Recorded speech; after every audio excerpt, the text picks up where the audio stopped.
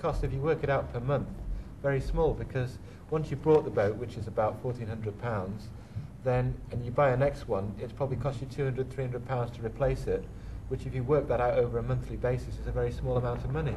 You don't need to buy a new sail each year, whereas if you're windsurfing you have to buy new sails, new boards.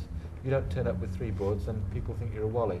Whereas the laser, you've got to turn up, and if you don't win, people think you're a wally, and that's the difference. You don't sail a laser, but you've come to the Laser World Championships. Yeah. Why have you come here? First, it's not the first time that I come here, but I follow a lot of races because I like it. Even if I follow on the boat when I'm in the water, I just follow the race from outside. But I like it, that's why. A week's hard sailing has ended with the Australians triumphant in both the women's and men's events. The prize giving takes place on the beach, with prizes presented by Mr. Lionel Dowdell, the marketing director of Timex Europe. Jeff Martin of the International Laser Association, the race organiser, announces the Australian Grand Slam. World Women's Championship, Jackie Ellis from Australia.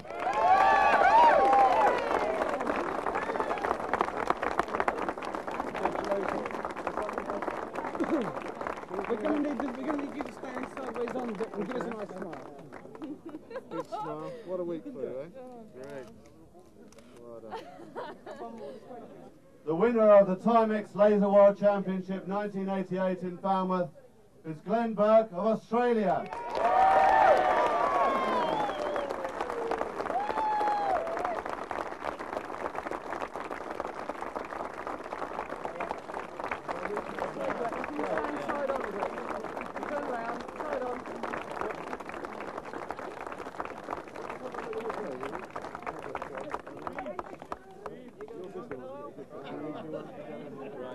On the cheek or on the lip? Any way you like.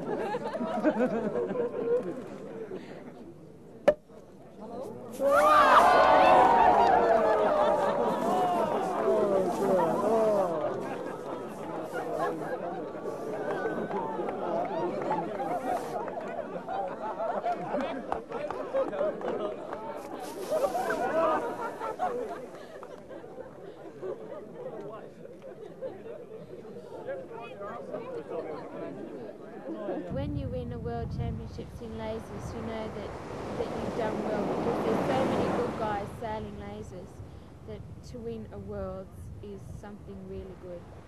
It carries with you to other classes. It's world renowned because the laser is such a popular class and so hard raced that people from other classes realise that your level is very high. So it gives you credibility when you go and sail other classes. It's quite an advantage. Read some of the famous names off that cup and tell us what they're doing now. Well, I guess we've got a lot of Olympians. We've certainly got John Bertrand here, who is one of the foremost names. He's won it twice, and he's sailing with Dennis Conner in the America's Cup at the moment. Lassie Hortnaers, who's an Olympian, possible gold medalist this time. Terry Nielsen, another America's Cup sailor. Lawrence Crispin, a very good Finn sailor. And our own Stuart Wallace from Australia. Well, he's gone on to coaching, but there's a lot of fantastic names here, and it's great to be included amongst them. What's your next step up? Well, I'd like to be steering a boat in the America's Cup. That's what I'll be pushing for. If not steering, maybe working as a tactician for Peter Gilmore in our syndicate. I'll go back home and do a fair bit of work when we get a bit of direction after this America's Cup's finished. Well, I wasn't really expecting to win this, so I was going to go on until I won a Laser World Championship, but now that they're talking about getting the radial as a single-handed in the Olympics, I'd like to have a go at that. As ever, the championship ends as it began, with a party. A chance for competitors to reflect on the event and to look forward to the next.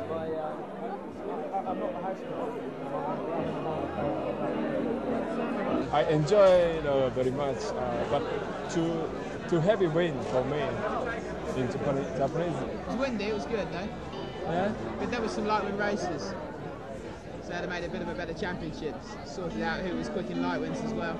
Yeah. So apart from that, I thought it was good though. Was it hard work? Last couple of days was tiring in those winds, but we it, and that space is not that tiring.